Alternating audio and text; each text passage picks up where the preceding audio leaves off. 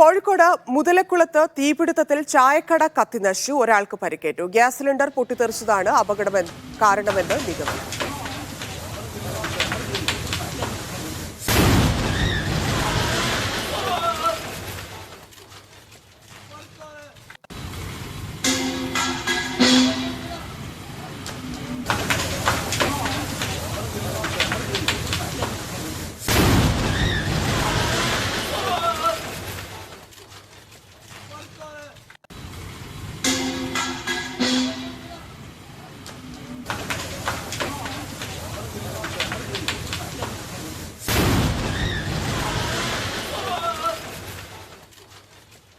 മുഹമ്മദ് ഷംസീർ ചേരുന്നു.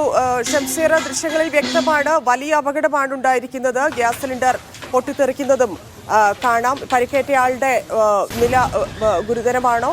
വിവരങ്ങൾ.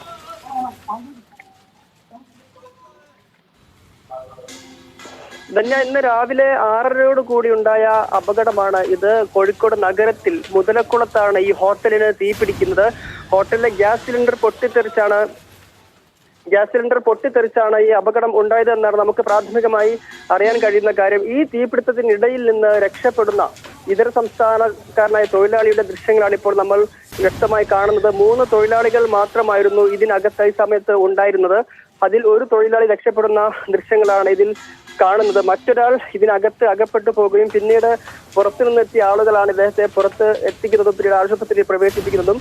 ഇദ്ദേഹത്തിന്റെ നില ഗുരുതരമാണ്. എന്നാൽ നമ്മളിപ്പോൾ ദൃശ്യത്തിൽ കാണുന്ന ഈ തീഗോളത്തിനകത്ത് നിന്ന് പുറത്തേക്ക് ചാടി രക്ഷപ്പെടുന്നയാളുടെ പരിക്കില്ലാതെ അയാൾ രക്ഷപ്പെട്ടിട്ടുണ്ട്. ഇതര സംസ്ഥാന തൊഴിലാളിയാണ് ഇയാൾ. ഏതായാലും കൂടുതൽ അപകടങ്ങളില്ലാതെ ഈ നഗരത്തിനകത്തെ ഈ ഒരു അപകടം ഒതുങ്ങി എന്നുള്ളത് വലിയ ആശ്വാസകരമായ കാര്യമാണ്. കാരണം അടുത്തൊക്കെ ഒരുപാട് കടകളുള്ള മേഖലയാണ് അത്.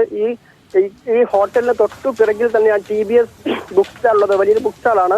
അപ്പൊ അങ്ങോട്ടൊന്നും തീ പടരാതെ അത് നിയന്ത്രണ വിധേയമാക്കി എന്നുള്ളതാണ് ഏറ്റവും ആശ്വാസകരമായ കാര്യം. മാത്രമല്ല 6:30 കൂടി ഈ നഗരത്തിൽ ആളുകൾ ചായ കുടിക്കാനൊക്കെ വരുന്നൊരു സമയം കൂടിയായിരുന്നു. എന്നാൽ ഈ കടയിൽ ആ സമയത്ത് ആളുകൾ ഉണ്ടായിരുന്നില്ല. ഈ കടയിലെ ഒരു ഗ്യാസ് സിലിണ്ടറിൽ നിന്നാണ് ഗ്യാസ് ചോരുകയും പിന്നീട് തീപിടുത്തം ഉണ്ടാവുകയും ചെയ്തതെന്നാണ് മനസ്സിലാക്കുന്നത്. മാത്രമല്ല ഈ കടയുടെ റോഡിന് അപ്പുറത്തുള്ള മറ്റൊരു ബിൽഡിങ്ങിന്റെ ചില്ലുകൾ കൂടി തകർന്നതായി കാണുന്നുണ്ട്. ഈ ദൃശ്യങ്ങൾ തന്നെ കാണാം. ഇത് പൊട്ടിത്തെറിക്കുന്ന ദൃശ്യം നമ്മളിതിൽ കാണുന്നുണ്ട്. ഈ പൊട്ടിത്തെറിയിലാണ് റോഡിന് ഓപ്പോസിറ്റുള്ള ബിൽഡിങ്ങിന്റെ മുകൾ നിലയിലെ ചില്ലുകൾ തകർന്നത്. മറ്റു 5-6 ഗ്യാസ് സിലിണ്ടറുകൾ ഈ കടയിൽ ഉണ്ടായിരുന്നുവെന്ന് നമ്മൾ മനസ്സിലാക്കുന്നുണ്ട്. ഈ അപകടത്തിന് ശേഷം നമ്മളവിടെ പോയപ്പോൾ അത്രയും ഗ്യാസ് സിലിണ്ടറുകൾ ഈ കടയ്ക്ക് പുറത്ത് നമ്മൾ കണ്ടിരുന്നു. അപ്പോൾ അതിലേക്കൊന്നും തീ പടരാതിരുന്നതും വലിയ അപകടം ഒഴിവായി എന്നതാണ് നമുക്ക് വ്യക്തമാകുന്നത്. ഏതായാലും ഈ ദൃശ്യങ്ങളിൽ കാണുന്ന ഈ തീഗോളത്തിൽ നിന്ന് ചാടി രക്ഷപ്പെടുന്ന ഈ വ്യക്തിക്ക് പരിക്കേൽക്കാതെ രക്ഷപ്പെട്ടു എന്നുള്ളതാണ് ആശ്വാസകരമായ കാര്യം. അതേസമയം തന്നെ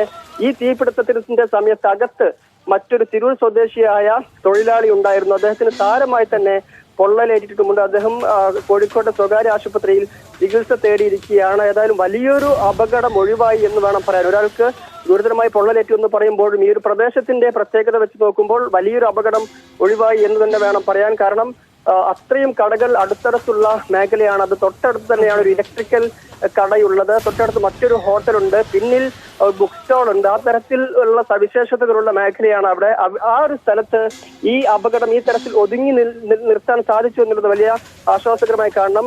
ഫയർഫോഴ്സ് എളുപ്പത്തിൽ തന്നെ അങ്ങോട്ട് എത്തുകയും ഈ നിയന്ത്രണ വിധേയമാക്കുകയും ചെയ്യുകയായിരുന്നു. അതുകൊണ്ട് തന്നെ അപകടം വ്യാപിക്കാതിരുന്നു എന്നുള്ളതാണ് ഈ ദൃശ്യങ്ങൾ കാണുമ്പോഴാണ് ഇതിന്റെ ഒരു ഭീകരത നമ്മൾ മനസ്സിലാക്കുന്നത്. അത്രമേൽ വലിയ തീഗോളമായി ഹോട്ടൽ മാറുന്നു. അതിനിടയിൽ നിന്ന് ഒരു ഇതര സംസ്ഥാന തൊഴിലാളി അത്ഭുതകരമായി രക്ഷപ്പെടുന്നു. മനസാന്നിധ്യം കൊണ്ട് മാത്രമാണ് അത്രയൊരു തീ പിടിക്കുന്ന സാഹചര്യത്തിൽ നിന്ന് തീക്കുള്ളിൽ നിന്ന് ചാടി രക്ഷപ്പെടാൻ അദ്ദേഹത്തിന് കഴിഞ്ഞിട്ടെന്ന് വ്യക്തമാണ്. കാരണം പതറിപ്പോകുന്ന നിമിഷങ്ങളായിരിക്കും അത്. എന്ത് ചെയ്യണമെന്ന് അറിയാതെ പതറിപ്പോകുന്ന നിമിഷത്തിൽ ഇതിനകത്ത് നിന്ന് ചാടി രക്ഷപ്പെടാൻ അദ്ദേഹം കാണിച്ച മനസാന്നിധ്യം കൊണ്ടൊന്ന് മാത്രമാണ് ഇദ്ദേഹം രക്ഷപ്പെട്ടത്.